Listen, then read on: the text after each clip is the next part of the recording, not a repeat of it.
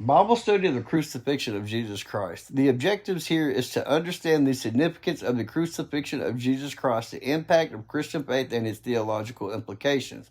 Session 1 is about the arrest and trials of Jesus, and followed by scripture readings. Pay attention because a lot of these scriptures are going to say the same, but they're from different books, so they're going to have a little more detail in each one. So we're going to start with, and immediately, even as Jesus said this, Judas, one of the 12 disciples, arrived with a crowd of men armed with swords and clubs. They had been sent by the leading priests and teachers of religious law and the elders. The traitor Judas had given them a prearranged signal. You will know which one to arrest when I greet him with a kiss. Then you can take him away under guard. So in 45, verse 45 is, as soon as they arrived, Judas walked up to Jesus.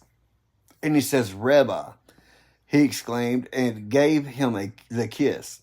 Then the others grabbed Jesus and arrested him, which is the soldiers and all that.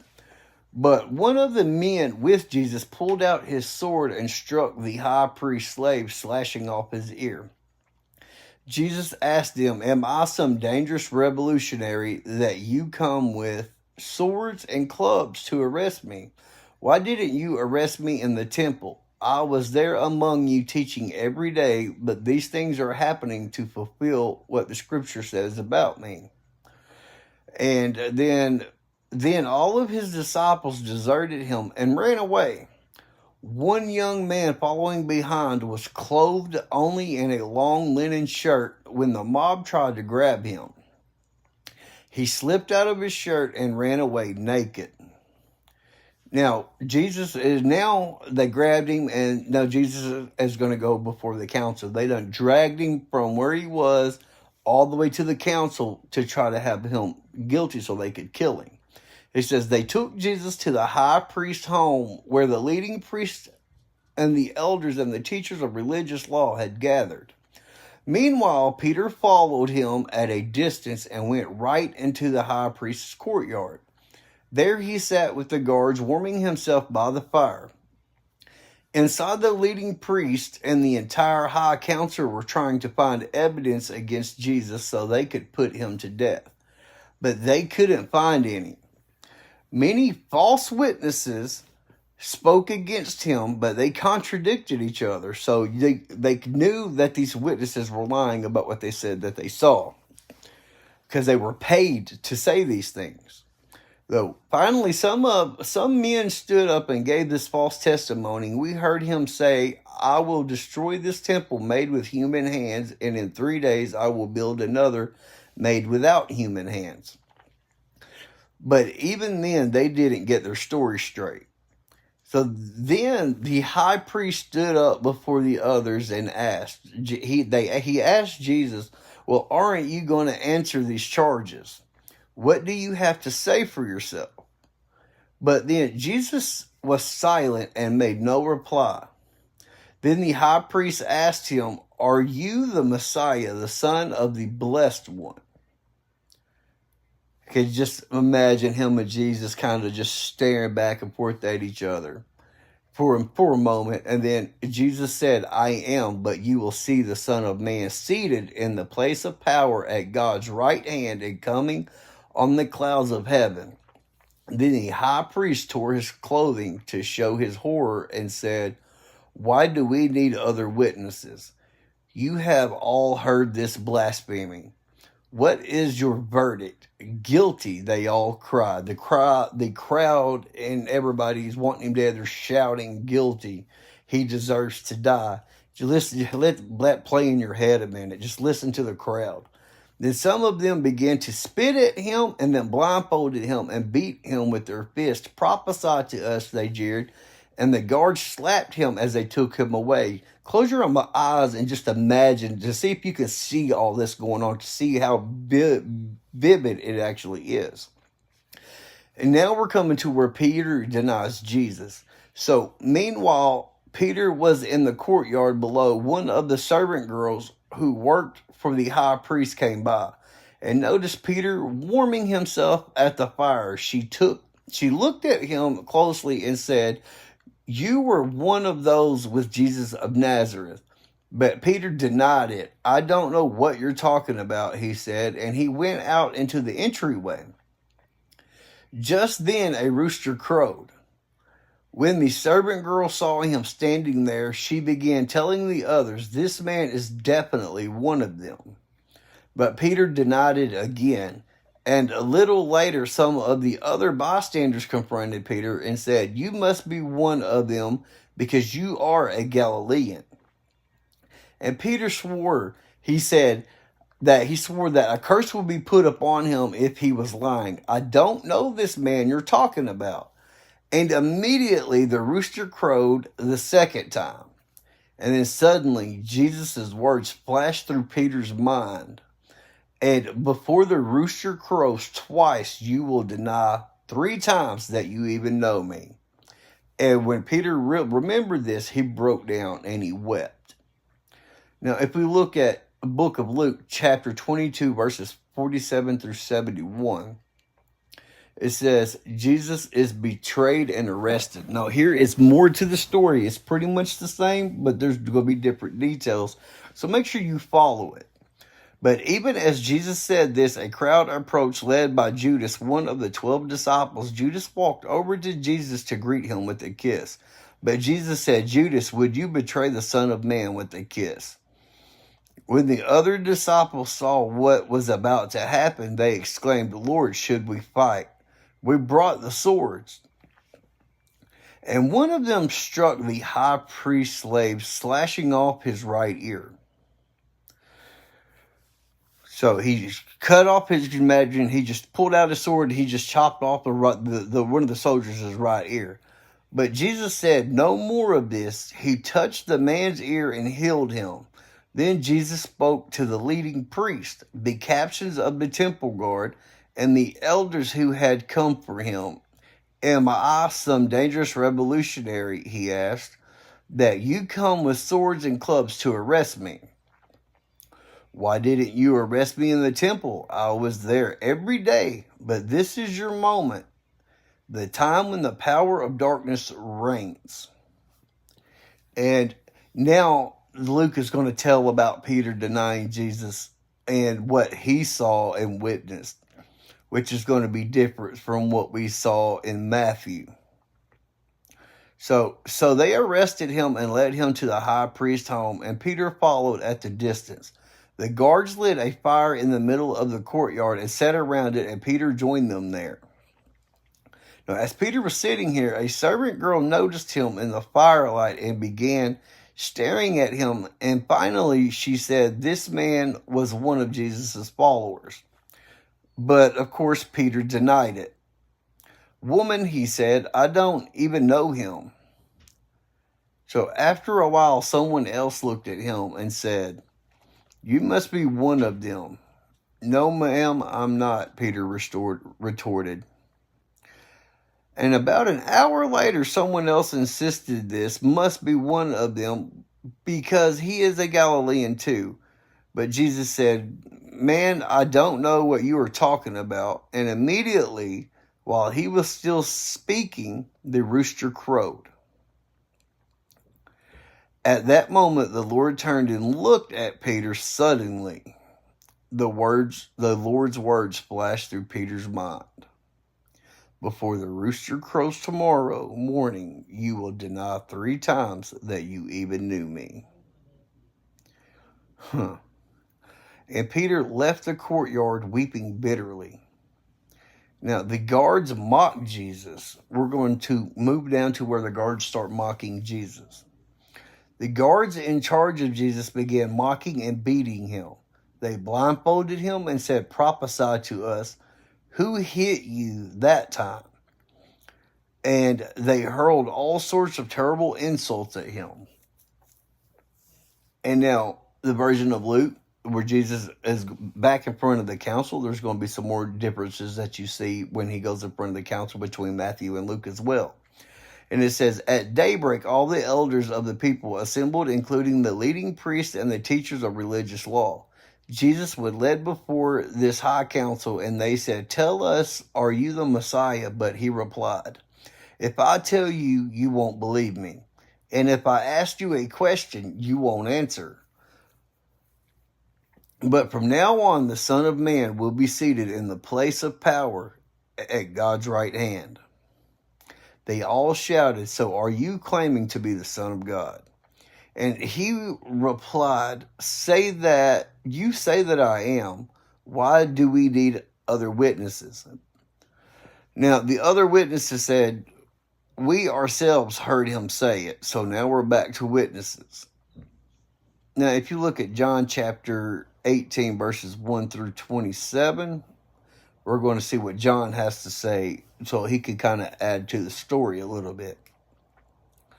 So when Jesus was betrayed and arrested, according to John, it says, after saying these things, Jesus crossed the Kidron Valley with his disciples and entered a grove of olive trees. Judas, the betrayer, knew this place because Jesus had often gone there with his disciples. The leading priests and Pharisees had given Judas a contingent of Roman soldiers and temple guards to accompany him. Now, with blazing torches, lanterns, and weapons, they arrived at the olive grove. And Jesus fully realized all that was going to happen to him, so he stepped forward to meet them. "Who are you looking for?" he asked. "Jesus of Nazareth," they replied. "I am he," Jesus said. Judas, who betrayed him, was standing with the Roman soldiers. Now, as Jesus said, "I am he," they all drew back and fell to the ground. Once more he asked them, "Who are you looking for?" And again they replied, "Jesus of Nazareth." And then Jesus said, "I told you that I am he. And since I am the one you want, let these others go." He did this to fulfill his own statement. "I did not lose a single one of those you have given me." Then Simon Peter drew a sword and slashed off the right ear of Malchus. So Malchus, we got the name of the person that got his ear chopped off now. So now we have the key events that led up to Jesus' arrest, or Judas's betrayal is one of the key events in verses 47 through 29. Judas, one of the 12 disciples, arrives with a crowd armed with swords and clubs. This crowd was sent by the chief priests and elders. Judas had arranged a signal to identify Jesus. He would greet him with a kiss. He approaches Jesus, says, "Greetings, Rabbi," and kissed him. Now, you got number 2, leading up key event, Jesus' arrest. Jesus responds to Judas, acknowledging the betrayal. The crowd seizes and arrests Jesus. One of Jesus' companions, identified as Peter in John 18:10, draws a sword and cuts off the ear of the high priest's servant. Jesus tells him to put the sword away, emphasizing that those who live by the sword will die by the sword. He also mentions that he could call on his Father for angelic protection, but chooses not to, so that the scriptures can be fulfilled.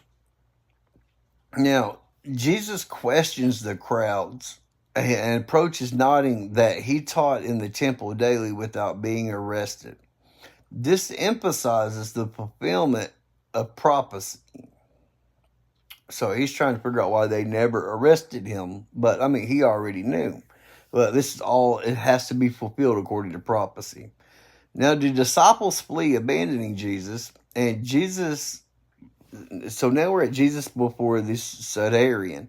Jesus is taken to Caiaphas, the high priest, where the teachers of the law and elders have gathered. Peter follows at a distance, entering the courtyard of the high priest. The chief priest and the Sanhedrin seek false testimony against Jesus to justify putting himself to death. Many false witnesses come forward, but their testimonies are not consistent. Finally, 2 witnesses accuse Jesus of saying he could destroy the temple of God and rebuild it in 3 days. The high priest questions Jesus, and he remains silent. When directly asked if he is the Messiah, the Son of God, Jesus affirms this and references his future exalting. The high priest accuses Jesus of blasphemy and then agrees that he deserves death. They spit on Jesus, strike him, and mock him, demanding he prophesy who hit him. And then we will go back to Peter's denial in verses 69 through 75. Peter is outside the courtyard where a servant girl recognizes him as a follower of Jesus. Peter denies it. Another servant girl identifies Peter, and he denies knowing Jesus again. Bystanders also recognize Peter, pointing out his Galilean accent. Peter denies the third time, swearing he does not know Jesus. Immediately a rooster crows, and Peter remembers Jesus' prediction that he would deny him 3 times before the rooster crowed. Peter goes outside and weeps bitterly. Now, how did Jesus respond to his arrest and trials pertaining to this scripture? Well, in Matthew chapter 26, verses 47 through 75, Jesus responds to his arrest and trials reflect his calm, composed demeanor and his willingness to fulfill the scriptures. Here's a breakdown of his responses. So, here now we're going to do a breakdown of all of Jesus' responses. Now, during his arrest, number 1, acknowledging Judas' betrayal. When Judas approaches and kisses Jesus, identifying him to arresting crowd, Jesus responds, "My friend, go ahead and do what you have come for." This indicates that Jesus' acceptance of the situation and his recognition of Judas' role in the betrayal. And we got number 2 is rebuking the use of violence. In verses 51 through 54, when one of his disciples, Peter had identified in John 18:10, draws a sword and cuts off the ear of the high priest servant, Jesus intervenes. Verses 52, "Put away your sword," Jesus told him. "Those who use the sword will die by the sword." Jesus rebukes the use of violence. Now, at verses 53 through 54, "Don't you realize that I could ask my Father for thousands of angels to protect us, and he would send them instantly? But if I did, how would the scripture be fulfilled that described what must happen now?" Jesus emphasizes his power to call on divine assistance, but chooses to fulfill the scriptures through his suffering. Now we're going to look at number 3 here. Addressing the crowd in verses 55 through 56. Jesus questions the crowd's approach, highlighting the irony and the prophecy fulfillment. Now in verse 55, he goes, "Am I some dangerous revolutionary that you come with swords and clubs to arrest me? While didn't you arrest me in the temple? I was there teaching every day." And verse 56 says, "But this is all happening to fulfill the words of the prophets as recorded in the scriptures." Jesus underscores that these events are the fulfillment of prophecy, scripture indicating his awareness and acceptance of his fate. Now, we're going to look at during his trial before the Sanhedrin. Jesus remaining silent, verses 62 and 63, when the high priest and the council seek false testimony against him, Jesus remains silent. In verses 62, then the high priest stood up and said to Jesus, "Well, aren't you going to answer the charges? What do you have to say for yourself?" In verse 63, but Jesus remains silent. Jesus' silence fulfills Isaiah 53:7. Which speaks of the Messiah being oppressed and afflicted, yet not opening his mouth. And now we're going to look at affirming his identity. In verses 63 and 64, when directly asked by the high priest if he is the Messiah, the Son of God, Jesus affirms in verse 64, Jesus replied, "You have said it, and in the future, you will see the Son of Man seated in the place of power at God's right hand and coming on the clouds of heaven." Jesus declares his divine identity and foretells his future exaltation, drawing an imaginary imagery from Daniel chapter 7, verses 13 and 14, and Psalm chapter 110, verse 1. Enduring mockery and abuse. Verses 67 and 68. After being condemned for blasphemy, Jesus endures physical abuse and mockery without retaliation. Verses 67 and 68, now it says, then they began to spit in Jesus' face and beat him with their fists, and some slapped him, jeering, "Prophesy to us, you Messiah. Who hit you that time?" Jesus' non-retaliation in the face of humiliation demonstrates his submission to God's will and his role as a suffering servant prophesied in Isaiah chapter 53.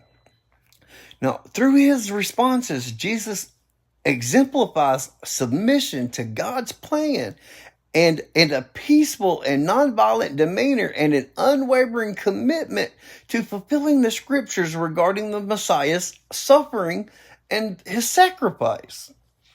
What were Peter's actions during the arrest of trials? Peter's reactions during Jesus' arrest and trials in Matthew chapter 26, 47 through 75 are significant and reveal his internal struggle and fear. Here's a breakdown of his actions and responses. So during Jesus' arrest, Peter's breakdown actions and responses. Number 1, violence in defense of Jesus, verses 51. But one of the men with Jesus pulled out his sword and struck the high priest's slave, slashing off his ear. The individual is identified as Peter in John 18:10, right? Okay, we've been saying that. Now, Peter's reaction to Jesus' arrest is initially one of violent defense. He attempts to protect Jesus by using a sword to cut off the ear of the high priest's servant. Now, and then we're going to look at number 2, which is during the trial of this. Following at the distance in verses 58. Meanwhile, Peter followed him at a distance and came to the high priest's courtyard. He went in and sat with the guards and waited to see how it would all end. Now, after Jesus is arrested, Peter follows the group at a safe distance. This indicates his concern and desire to stay close to Jesus, but also his fear of being associated with him. And now you got number 3, denial of knowing Jesus in verses 69 through 74. Starting with verses 69, meanwhile, Peter was sitting outside in the courtyard. A servant girl came over and said to him, "You were one of those with Jesus the Galilean." Now, verse 70, but Peter denied it in front of everyone. "I don't know what you're talking about," he said. And when confronted by a servant girl who recognizes him as a follower of Jesus, Peter denies knowing him. This is the first denial. Now, if we are going to look at verse 71 for this, it says, later out by the gate, another servant girl noticed him and said to those standing around, "This man was with Jesus of Nazareth." Verse 72 says, again, Peter denied it, this time with an oath. "I don't even know the man," he said. A second servant girl identifies Peter, and he denies it again, this time with an oath, further distancing himself from Jesus. So just think about that. He's got fear, he's distancing because he's not trusting in Jesus, like many of us don't really trust in him. But in verse 73, it says, a little later, some of the other bystanders came over to Peter and said, "You must be one of them. We can tell by your Galilean accent." In verse 74, Peter swore a curse on me. "If I'm lying, I don't know the man." And immediately the rooster crowed, and Peter's third denial now occurs. And when bystanders recognize his Galilean accent, he vehemently denies knowing Jesus, invoking a curse upon himself. If he is lying, this marks his third and final denial. Now, number 4 we're going to look at is the realization and remorse of Peter, which is verses 75. Suddenly, Jesus, who flashed through Peter's mind, "Before the rooster crows, you will deny 3 times that you even know me." And he went away weeping bitterly. After the rooster crows, Peter remembers Jesus' prophecy that he would deny him 3 times before the rooster crowed. This realization brings Peter to deep remorse, and he weeps bitterly. And now, so Peter's reactions during Jesus' arrest and trials reflect a mix of loyalty, fear, and weakness. He initially tries to defend Jesus with violence, but is rebuked. He follows Jesus at a distance, indicating his concern, but also his fear of being associated with him. So, the significance of Jesus' willingly submitting to arrest and trial is profound and multi-phased, encompassing aspects of prophecy fulfillment, his mission, and his example for believers. Here's a detailed reflection on these points. So, fulfillment and prophecy. We're going to look at number 1, Isaiah's suffering servant. Isaiah 53 is a key prophecy describing the suffering servant who would bear the sins of many. Jesus' arrest and subsequent suffering fulfill these prophecy words. He was oppressed and treated harshly, yet he never said a word. He was led like a lamb to the slaughter. Jesus' silence before his accusers and his acceptance of suffering reflect this prophecy. And we're going to look at number 2. The reflection of all of this is number 2, Zechariah's prediction. Zechariah chapter 11, verses 12 through 13 predicts the betrayal of the Messiah for 30 pieces of silver. Judas' betrayal for this exact amount directly fulfills the prophecy. Now, number 3, Jesus' own predictions. Throughout his ministry, Jesus foretold his betrayal, suffering, death, and resurrection. In Mark chapter 10, 33, verse 34, he explicitly tells his disciples that will happen. The Son of Man will be betrayed to the leading priests and the teachers of religious law. They will sentence him to die and hand him over to the Romans. They will mock him, spit on him, flog him with a whip, and kill him. But after 3 days, he will rise again. His arrest and trials unfold exactly as he predicted, underscoring his divine knowledge of the fulfillment of his mission. And now we're going to talk about Jesus' mission. So, number 1 of Jesus' mission is the redemption and atonement. Jesus willingly to be arrested and tried was central to his mission of redeeming humanity. His death on the cross was the ultimate sacrifice for sin, making atonement for humanity's sins. In Hebrews chapter 9, verses 22, explains, without the shedding of blood, there is no forgiveness. Jesus' submission to these events was essential for the fulfillment of God's redemption plan. Now, number 2, the obedience to the Father Jesus. Submission to arrest and trial exemplifies his obedience to God the Father in the Garden of Gethsemane. He prays, Abba, Father, he cried out, everything is possible for you. Please take this cup of suffering away from me, yet I want your will to be done, not mine. In Mark 14 and 36. This prayer shows his willingness to follow God's will, even at great personal cost. Now, examples for believers. Okay, here's the first example for the believers. In submission of Jesus' acceptance and his fate, despite having the power to resist, serve as a powerful example of humility and submission to God's will. And Philippians 2 and 8 highlights this. He humbled himself in obedience to God and died a criminal's death on a cross.